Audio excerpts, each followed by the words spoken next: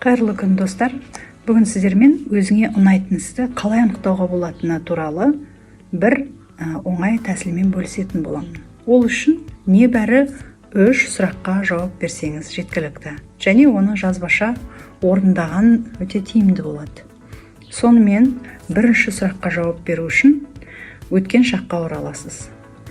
Бірінші сұрақ. Сіз балалық шағыңызда қандай ойынды көбірек ойнайтын едіңіз?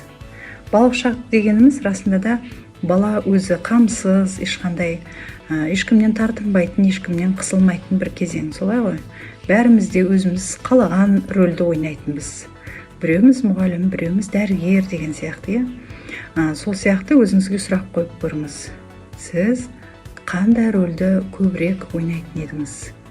Және қандай рөл сізге көбірек ұнайтын еді? Егер есіңізге түспей жатса, оны анаңыздан, немесе туған туыс бауырларыңыздан, бірге өскен достарыңыздан сұрасаңыз да болады.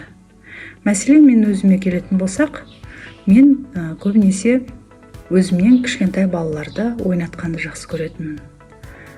Оларға кітап оқып бергенді, ертегі оқып бергенді ұнататынмын. Не болмаса, сахнаға шығып концерт қоятынбыз.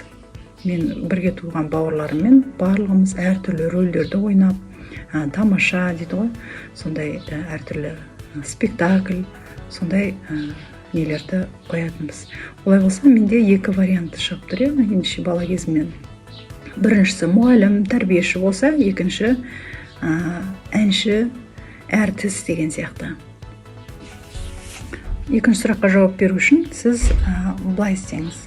Сізге дәл қазір, егер ақша маңызды болмаса, мүлдем материалдық жағы маңызды болмаса, ақшаға төлеу керек деген сияқты оқуға, не болмаса, мысалы, көбірек ақша табуым керек деген сұрақтар маңызды болмайтын болса, оны бір сәтке есімізден шығарып тастайық ақша мәселесін. Кім болғыңыз келер еді? Егер сізге мүлде ақшасы маңызды болмайтын болса, сіз кім болар едіңіз? Жай ғана. Мүмкін кітапханашы деген сияқты, не болмаса, суретші, режиссер деген сияқты. Кім болғыңыз келер еді? Мүмкін тоқымашы, дизайнер. Осындай варианттарды қарастырып, өзіңіз жазып шығыңыз, барлығын тізімге жазып шығыңыз. Сіздің қолыңыздан кім болғыңыз келер еді, кім болсам деген сұраққа жауап жазып шығыңыз. Енді үшінші тізімді жасау үшін, яғни үшінші сұраққа жауап беру үшін айналаңызға, өзіңізді қоршаған адамдарға сауал тастайсыз. Сіздің айналаңыздағы адамдар сізді кім ретінде көрген болар еді? Сізге, мысалы, қандай рөлді лайық көрер еді? Сізді кім ретінде көргісі келер еді? Яғни қандай маман иесі ретінде көргісі келер еді? Бәлкім сізді жақсы аспаз ретінде, не болмаса тағы да басқа, жақсы музыкант деген сияқты. Сол нәрселердің барлығын тағы да есепке алыңыз, тізімге жазып шығыңыз.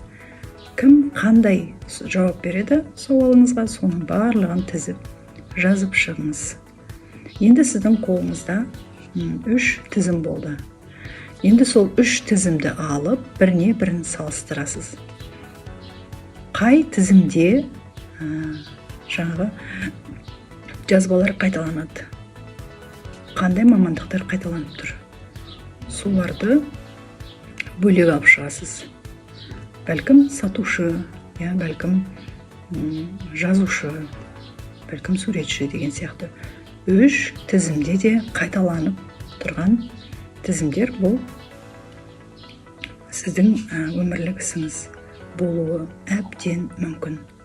Міне осыны жасап көрсеңіз, сізге бір сұрағыңызға жауап аласыз деп ойлаймын. Сіздермен бірге болған психолог Шолпан Кенжеева. Көріскенше күн жақсы болсын.